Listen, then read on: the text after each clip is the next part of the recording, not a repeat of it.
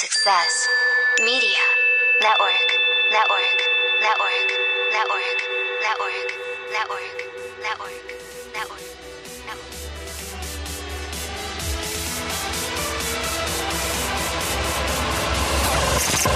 This is your show. Good day, successors. I'm Antonio Holman, and welcome to the 4 Principles of Success, number 45, where I chat with successful people and entrepreneurs about how they enhance their businesses and lives in the areas of knowledge, health, wealth, and spirituality. And if you want to learn how I've stayed motivated throughout the years, check out my new book, Indulge Your Affirmative Motivation Within, 25 Motivations of Personal Development and Life Success, now on Amazon. Today we're talking to Corey Poirier. Corey is located in Prince Edward Island, Canada, and is an award-winning multi-time TEDx speaker, international best-selling author, top-rated radio show host, comedian, and surfer. He has interviewed more than 4,000 of the world's top achievers, an Entrepreneur.com columnist, and the creator of the Speaking Program. Adding to Corey's many achievements, he has also enjoyed successful corporate careers with Global 1000 company, Konica Minolta, Fortune 500 companies, Toshiba Corp, Hewlett Packard, and SAP Software. Corey, are you ready to help our listeners prepare for success? 100%, Antonio. Super stoked, I guess would be the best word for that. All right, let's get into it. All right, Corey, aside from your busy business world, tell us a little bit about your personal life. So, I guess I start at the, I wouldn't say the beginning. I don't start from when I was born or anything like that, but usually I start from earlier in my life. But I guess the newest big development in my personal life is that my girlfriend and I, we just had our first child. He's a boy, name is Sebastian, and he's a little over 2 months old now. I'm 42, she's 40, so we're not young parents, but we are parents nonetheless. So that's truly the new part of my life. And I guess the other side is when I say starting before that, I was essentially raised in a small little town, and I was raised by a single mother, and I barely graduated high school, so I definitely wouldn't call myself somebody who is, right out of the jump, ready to take on the world or ready to be highly successful or anything like that. But I always mention the single mother part because I know now that was a huge part of who I was, and I guess in a lot of ways who I've become in the years since. So that's a little bit of my personal life, I guess, if I talk about, my journey. For those who may not know, tell us a little bit about your podcast, the Conversations with Passion radio show, and what inspired you to create it. Well, I guess in terms of the show itself, I launched the show. We're literally about to celebrate 5 years, so it's not a new show by any stretch. And what I guess if I looked at how it got started, what motivated me to do it, the how was that I actually was operating a business publication. And for somebody listening who's saying, give me a point of reference, what type of business publication, it was basically a business newspaper that I would say was similar to Success Magazine, but more of a regional newspaper. And so I ran that for a better part of, 5 years, maybe 5 or 6 years. And obviously I saw that the writing was on the wall in terms of print. Now, when I say that, the publication was still making money and actually was bigger in the last year than the first year, but I just knew that I couldn't expand much beyond the area it was operating in because in a lot of other markets, print was dying. And so what happened was I loved doing the interviews I was doing. I was kind of obsessed by it. I recognized that I could earn more revenue with a radio show and have less cost. So I wouldn't have the physical cost you have to print a paper. And so what happened was I ultimately decided to make the transition from what we'll call a very static way of a very static platform in terms of sharing interviews and insight to a dynamic one where people could hear it right on the fly. And I guess probably another driver for me was I was hearing the interviews real time, but yet when I edited them and put them in the publication, you're editing out some of the nuances that people could learn from or relate to. So I like the idea of it being dynamic. So that's, I guess, the how. And then the why was simply because I was obsessed by interviewing people, learning what they did differently than maybe the norm, and then sharing that with others who maybe want to take that insight and shortcut their own learning or success path. So that's it in a nutshell. What do you feel are those 3 main things that you've personally gained within yourself from these thousands of conversations you've had? So I guess, there's two sides to that, because there's the side of what did I learn that I use on a daily basis, and, obviously, and who have I become because of it and or because of those interviews. And there's a great quote I've heard in the past where, people have shared that, it's not about the riches or becoming a millionaire. It's about who you have to become a meaningful millionaire. So, it's about what you have to become to achieve that. And so for me, if I look at that, what I've gained from the interviews in terms of what I learned directly, I've learned about the importance of chasing your why or your passion. First of all, figuring out what it is. And then once you know, and then chasing that, basically unrelentlessly, just keeping chasing that, because that's what's going to drive you every day, help you over the mountains, help you through the brick walls that you're going to have to go through as an entrepreneur. And then I've learned about the power of no, because I used to say yes too often. And then I started learning these high achievers say no to all of the things that won't take them closer to the purpose, so they can say yes to the few things that will. And then I've learned about the power of lifelong learning, which is to have your own formal or informal learning plan so that you can continue to feed your mind long after most people stop. And so, what I become because of that is I become, I guess, at the end of the day, a person that's achieved more of his goals and dreams than he, meaning me. So speak more in the first person. Somebody myself who actually I've now been able to achieve things that I never thought possible. And I know that it's occurred in the way that it was meant to, because I've had people in interviews say, either you're 420 years old or you figured out how to crush a lot of things in a short amount of time. And I did an interview yesterday with a lady who said, I know you're not 100 years old, so how have you done all these things? And the truth is, it's not because I started out, as I mentioned, with a talent or I'm special. It's because I found the hacks, if you want to call them that, or for people that are unfamiliar with that term, I found the shortcuts. Because of interviewing and studying these high achievers, I figured out what they did, and rather than me have to learn in the trenches, I've been able to shave off all that learning time and simply go out and do what I'm learning from them. So I like to believe I've become a better version of myself. I'm able to make a bigger impact. I'm able to enjoy a better life. I'm able to hopefully give a better life to people in my circle of influence.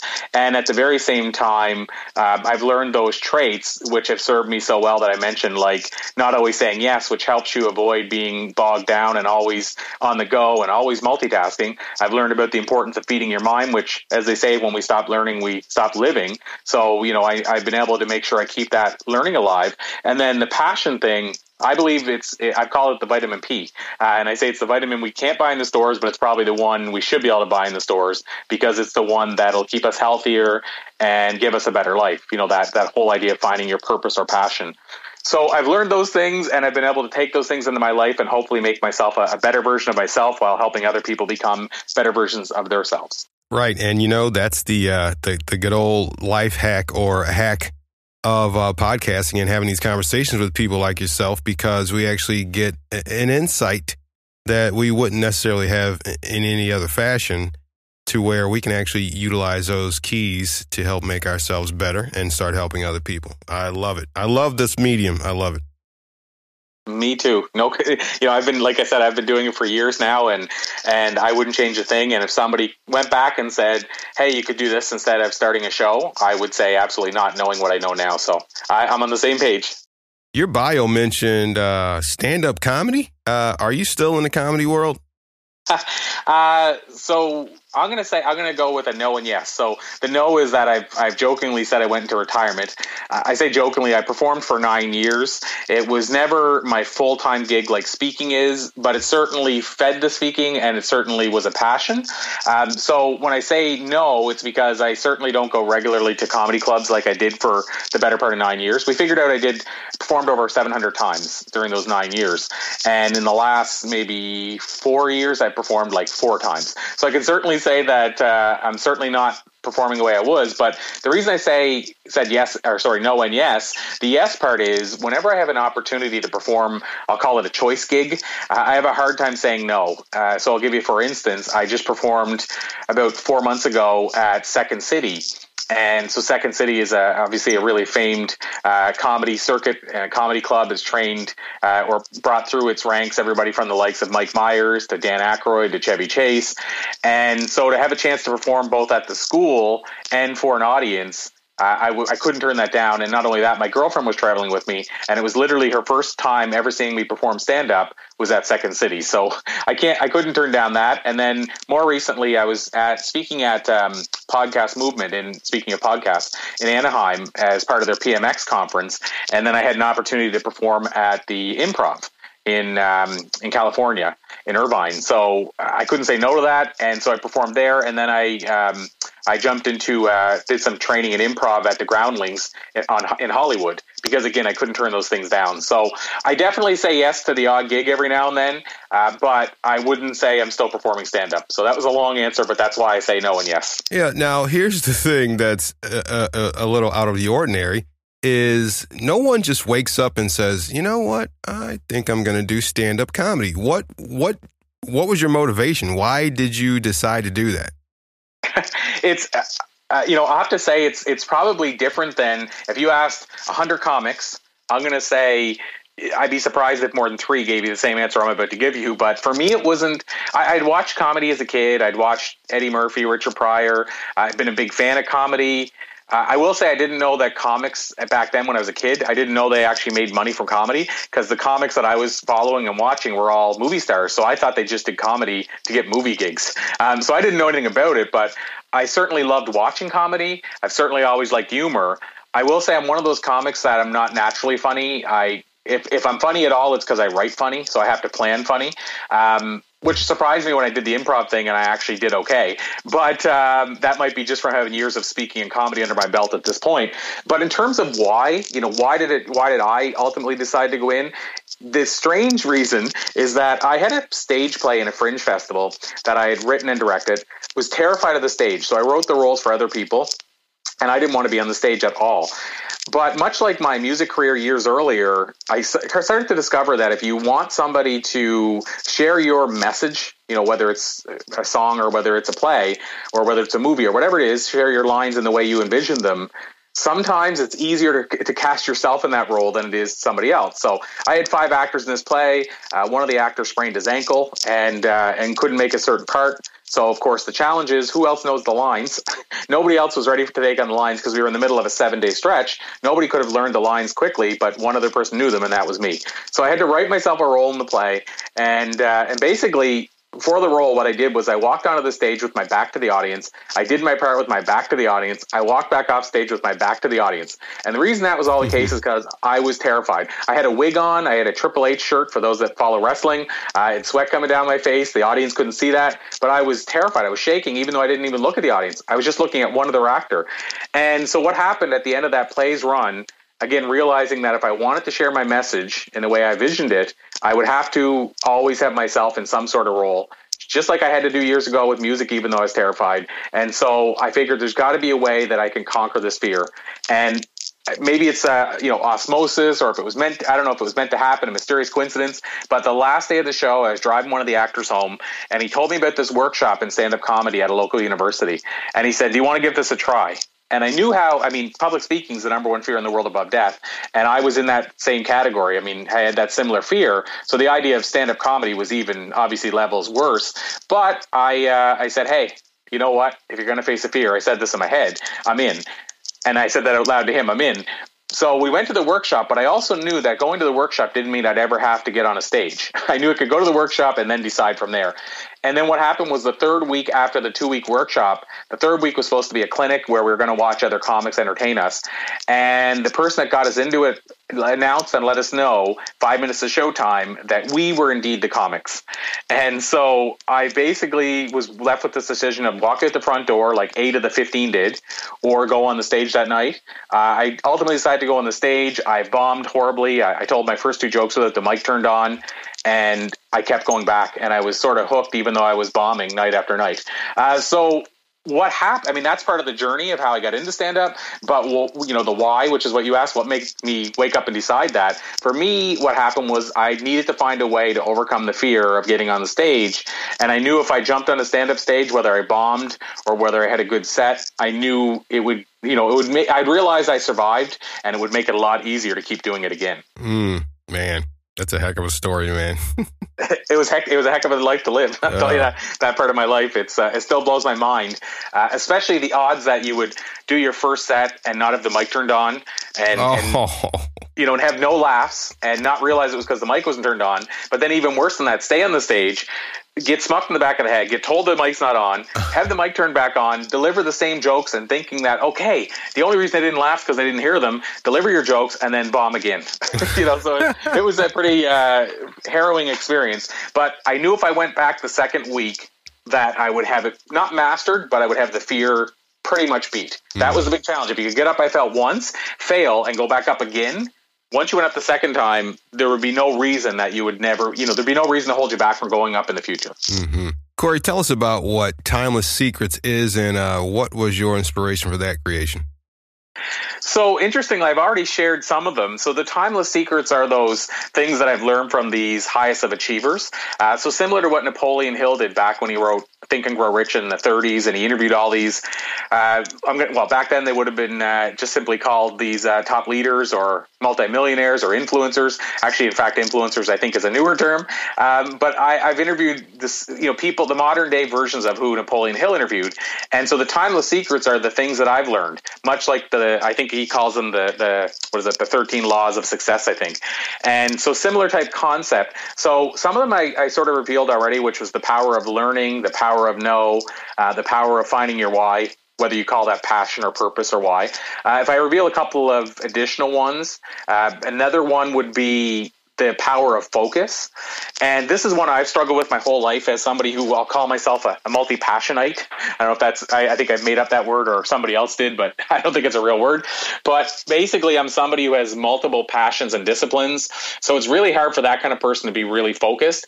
And so I constantly have to work at it. But what I have discovered is the top leaders, they're not the people that are walking down the street, typing on their phone, bumping into garbage cans. They're the people that say, okay, I'm with a person right now, so that's all I'm doing. Now, if I'm with my phone, that's all I'm doing. They don't try to walk and talk on their phone or walk and text. They don't try to drive and text. They don't try to sit in interviews with other people and answer their phone in throughout the interview. So I had a speaker one time that we interviewed who defined it as they go all in. So I'll use his terminology. But basically, they avoid the distractions so they can go all in with whatever they're doing at the time. So that they can be focused and do it better, and then they go all in with something else later. I have a book on my desk right in front of me called The One Thing, and I was actually on their show recently, and how that all started is because I read their book, and I was just, it really spoke everything that I've been sharing in relation to that one trait. And essentially what the one thing is, it's basically, the book talks about the importance of doing whatever that one thing is that, the one thing, first of all, that will move the needle the furthest, but secondly, doing it in time blocks so that you're only doing one thing at a time. And so the highest of achievers I've discovered, for the most part, they don't multitask as much. They try to go all in. Some, of course, do multitask, but it's not their core focus. They actually try, when they're in a focus zone, if they're writing a book, they work on writing the book. So that would be another one that they go all in. And then if I gave you a fifth one, I would add the fifth one being that they hire for their weaknesses. So I went to school and I was taught, if you're good at this, then don't worry about it. Try to focus on what you suck at. And interestingly enough, for me, I was good at business. So my teachers always said, ignore that. Even though I loved it, ignore it. Don't do anything with that. You're horrible in biology. So focus on building that skill. But what I've discovered when I started interviewing these highest of achievers, they do the exact opposite. They say, insert whatever it is there instead of business and biology. But let's say it was those things. They say, okay, I'm good at business. I love business. I'm passionate about it. I want to do business all the time. That's what I want to focus on. I suck at biology. Why don't I hire somebody who's good at biology and they can do that work? And so that's what I've discovered the highest of achievers do. They focus on their genius zone. And the areas that aren't the genius zone, they either hire or delegate, or they find somebody else that can do that for them. Now, you've also had the experience of talking with at-risk youth at the Brooklyn Navy Yard's Boys and Girls Club in New York City. What was that like, and what was the one major need of the youth there? So I guess what it was like, it was I'm going to say it was a really rewarding and amazing experience. I actually went to a Boys and Girls Club myself in the small little town I grew up in. As I mentioned, I was raised by a single mother, and we didn't have a lot of money. I never went to Disney until I was an adult. And Disney's really obviously a luxury for a lot of people. But I mean, I never had hockey equipment. I never had sports equipment. I barely had like a ball glove, and I don't even think I had a baseball bat. So we didn't have the money to get those kind of things. So the Boys Club, one of the cool things I loved about it is when you went there, everybody was equal. Nobody knew who had the money. Some kids were there that, their parents could have bought them anything they wanted and took them to Disney, but they still wanted the interaction of the Boys Club. So what was really cool, everybody was equal. So it allowed me to have access to playing hockey, road hockey, basketball, all those things I couldn't have got, even pool tables they had there. So I felt it was my opportunity to give back, which is what drove me to say I want to do this talk. And then the secondary part is the experience was rewarding because I felt I was able to at least impart some knowledge and give back in a way that I wish people would have maybe come into my Boys and Girls Club and shared with me as well. In terms of the talk and maybe the need, if you will, the talk was a cool experience. What I learned, and I guess I kind of knew, but I learned once again, is that you need to speak to your audience in a way that relates to them and that they'll appreciate and they'll want to come along on the journey with you. And so what I did do is, we've been talking about stand-up comedy, and I mentioned music in passing. I knew a lot of the people. There were about 100 people, I think, that attended the talk, and it was from everybody from 8 years old to 15 or 16. And I knew that stand-up comedy and being a rock star, so playing music, were probably two commonalities that people in the Boys Club, just like everywhere else you almost go, that stuff that as kids we always think that'd be such a rock star lifestyle or a sexy lifestyle.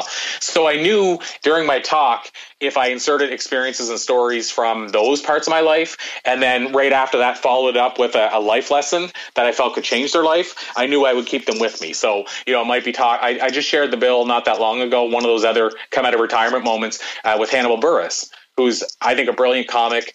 And he's kind of he has 3 or 4 HBO specials. And so he's a comic that a lot of people know. And I think he's from New York. So I bring up stories like what was like sharing the bill with him or playing music in a certain venue. And then they would come along with me. I could see their face light up. And then I could share. I had room then for one life lesson that otherwise they might normally say, oh, you're just trying to teach to us.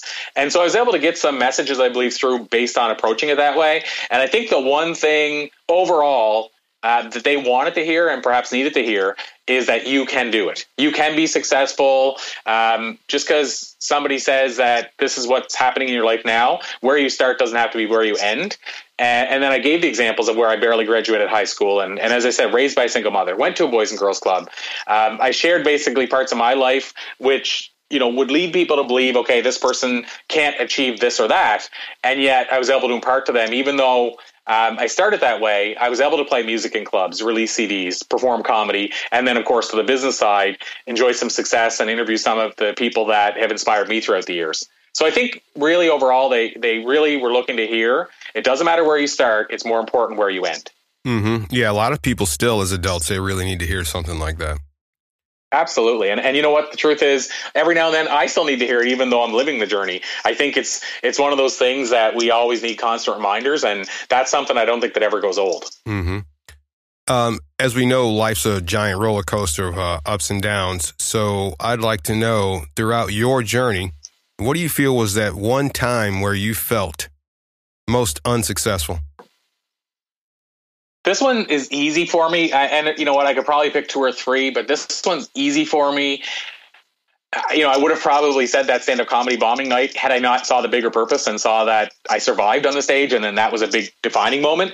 But I would say in terms of business as a failure, I didn't even want to talk about it. I didn't, even when I was sharing messages with people, I wouldn't, even as a speaker early on, I wouldn't share this because I thought I somehow viewed it as well, we'll call it just a failure, but I use it as somehow I was lesser because of it. But when I was 19, I had a business publication similar to the one that I shared that I ran for about 6 years later in life. But my first journey with a publication, I ran for there were 4 issues. It ran for close to a year. And I started out with a really low cash flow, which I recognize now was my biggest detriment, because I was 19, starting a newspaper. We found out we were going to have to sell ads to pay for the paper, so sell advertising without any experience doing so, living in a small town, scared of speaking, as I mentioned, scared of rejection. And so there were a lot of things I had to overcome. And on the plus side, or the success side, the first issue broke even based on our ad sales. We made money with every issue. However, the problem is when you start with limited cash flow, and even if you're paying for the paper, that doesn't mean you're covering your own lifestyle and your expenses. And so even though the paper was making money, I ultimately realized it wasn't going to survive. I mean, I wasn't going to be able to keep it afloat unless I tripled the ad sales in a matter of a couple of months, which I knew was fairly unlikely. At least I wasn't ready to do it because my life was already going from 16 hours a day. And so I ultimately decided to close the doors on that business. And even though I did it hopefully the right way, I didn't know anybody money, I closed it at the right time. The idea of closing my first business and being 19 and having all these people bring me onto radio interviews and saying, you're a young entrepreneur and you're doing things nobody else has done in this town, to have to face the fact that they were all kind of shouting my praises, and here I was failing with the business and not making the kind of money I wanted to make with it, and finally having to close the doors and trying to drift off into the shadows and not acknowledge it for a year. That was probably the biggest, in my own mind, failure that I had at that point in my life. And it took me a lot of years to realize that journey actually led to so many amazing things that probably wouldn't have happened had the business not failed. So now we're talking about today. What is the two-part question? What is your biggest business triumph to date, and what is your one biggest personal triumph to date? Wow. Let's see. Personal triumph. I mean, this is probably a cliche, I guess. Okay, so I'll have to give you two parts because it's both. I see it as my I'll separate them. I got it now. My personal one is probably the son I mentioned. So both of us, my girlfriend and I, didn't know if we were going to be able to have children. We didn't know any of that stuff. We had, we started trying. We didn't try for too long, but we tried for over a year. So, and I guess some people would say that's long, but at 40-some, we didn't think that was that long. And we didn't know for sure. So that, I think, was a triumph because I started discovering how big of a miracle it is to have a child, and the idea of the fact that a child's growing in somebody's belly and all these things that when you finally go through it, you go, wow, now I understand why people make such a big deal about this. And then even just my girlfriend and I getting together, there was a whole journey as to how that happened. I think the combination of us becoming a three-part family, I think was, personally, that was probably my most satisfying sort of moment. Business-wise, I'm going to go to what I was going to actually share as a personal one, but probably... and again, this is the one I said might be cliche, but delivering multiple TEDx talks, delivering one was a big triumph, but to go to the next one all of a sudden made me realize that it wasn't a coincidence, it wasn't an accident, and to be selected multiple times, because the TEDx talks, I mean, usually there's 100 to 1,000 people that are bidding to get 5 to 7 spots, and so to get those spots twice. That and one time I was nominated. Years later, you were able to nominate yourself. But both times they had to select me. But being nominated, somebody nominating me, and me actually being successful, that was huge. But then to get a second go at the bat, it just kind of validated that this is my passion. This is maybe what I'm meant to do. I think that would be professionally, if I had to pick one, because there's multiple ones. If I had to pick one, that would probably be the one. Hang tight, successors. We'll return to our conversation with Corey Poirier, as well as quick success after a word from our sponsors. Podcasters, want more listeners? Check out promosharecast.com and join the community today. That's promosharecast.com. Join today and get the first month free, and you'll also receive 50% off for a lifetime membership. Sign up today. promosharecast.com. Are you a tense, tired, busy person who works day in and day out, who tends to lack the proper sleep and energy? Using modular supplements, health-related articles, recipes, life hacks, and more, Bellison can help. With quality as high as Bellison, you're buying from a company that cares about the environment and only uses premium vegan supplements. That's Bellison.com. Want to learn how to cook healthy, exercise, and meditate in just 30 minutes a day? Bellison.com. Want to feel healthy, energetic, and focused like me? Bellison.com. To receive a 10% discount at checkout, visit Bellison.com with the coupon code THE4POS. Visit Bellison.com now. That's BELISAN.com. Compassion and quality without compromise. Bellison.com.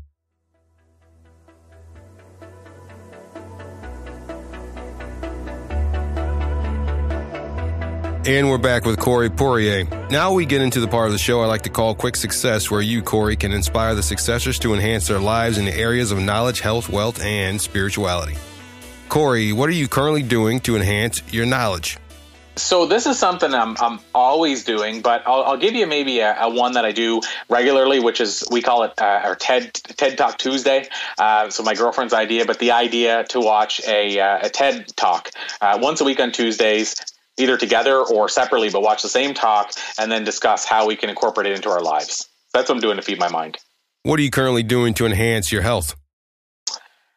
Wow, this is one that I'm dealing with on a regular basis. I'm constantly always trying to improve my health. What I would say, if I picked one thing right now, we go to a farmer's market. I just went today actually, and buy a lot of free range stuff and of course local or organic food. So I guess it's just my diet. I'm just trying to constantly improve my diet. What are you currently doing to enhance your wealth? So what I'm getting ready to release my latest book, and the launch that how I'm approaching the launch and what I'm doing with the launch is a totally different approach than I've taken with all my previous books. I'm doing it as a Kickstarter campaign, similar to, if you're familiar with John Lee Dumas, Entrepreneur on Fire. I helped John, and I say helped, I mean just as one of the partners that he got to help with the launch of his Freedom Journal and his other books through a Kickstarter campaign.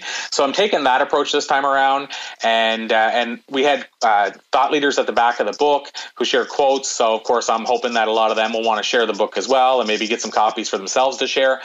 So just the approach I'm taking to launching the new book, I guess, is one of the new ways that I'm looking to drive revenue. What are you currently doing to enhance your spirituality?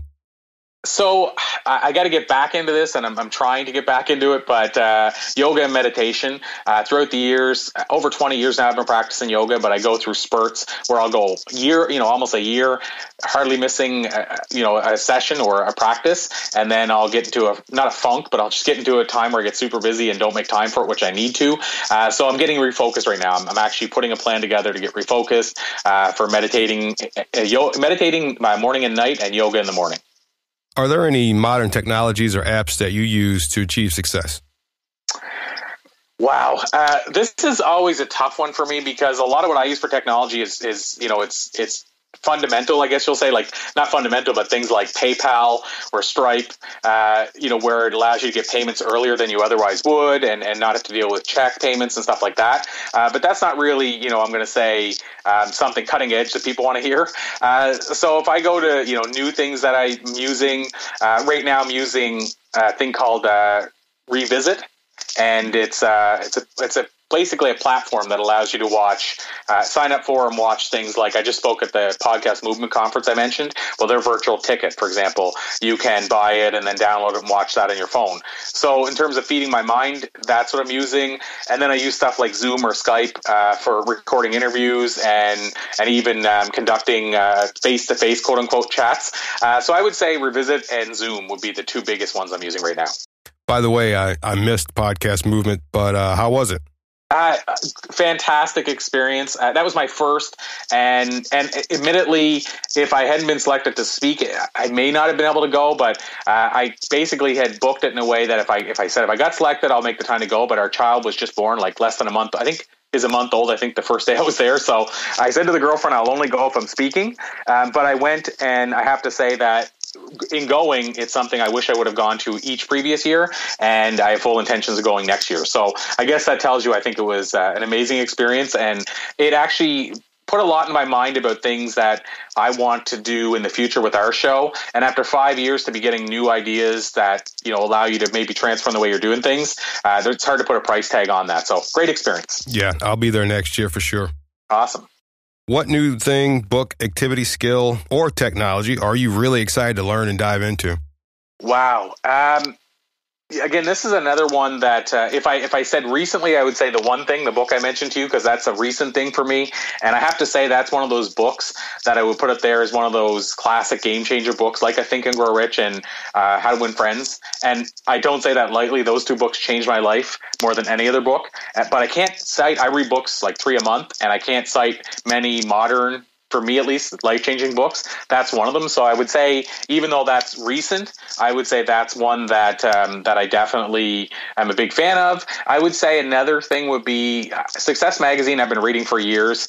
And they used to have the CDs inside Success magazines for people that bought Success or buy Success.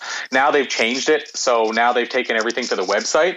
And I guess I'm excited to dive in and see the difference there and see if I can I was used to driving in the car, listening to the CD. And now, I don't even, today we don't even have CDs in our car, CD players in some of the cars. So I'm interested to see if what I'm probably going to do is watch it through my phone and throw it up onto the my screen. And I'm going to see if I can sit and watch that the same way and take it in the same way that I used to listen to it in the car. So I'm excited to dive into that, the new version of the way you can listen to Success audio and video, and see if it can pull me in. And Successors, Corey has a special exclusive offer for you. Corey, what's that? So, I mentioned that even though we have a new book coming out, and that book, it's going to be, in my opinion, worth the price tag. It's thousands of hours put into that book.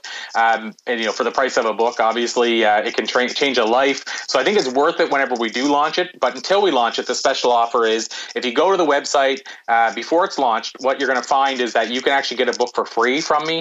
So digital book, roughly close to 200 pages. It has insights by over 100 thought leaders in the book as well. And so that's at thebookofwhy.com. You can go there. If you see that it says grab the free book or it talks about the why book, then you'll know it's still available for free. And it'll ask you for info. And when it asks for a code, you just have to use the word why, which is all lowercase. If you go there after we've launched the book, then you'll see basically the book launch details and the campaign. And again, in my opinion, the price of the book is pretty minimal compared to what you can get in return. But for now, free offer is a free book. All right, Successors, you heard that free section of his new book, thebookofwhy.com, and put in the code WHY, W-H-Y. Corey, how can our listeners connect with you? Probably the easiest way. Obviously, social media is the currency of the day. So what I would say is probably go to, I'll say, one of the hub websites for me, which is the easiest one is thatspeakerguy.com. So again, thatspeakerguy.com. And when you go there, it'll show stuff about my speaking, but really, if you want to connect with me, probably the best thing to do is to go and click on the social media links, so like Facebook links, LinkedIn, what have you, and connect with me there. And then that gives us an opportunity in real time to share and connect going forward. Corey, what's your definition of success?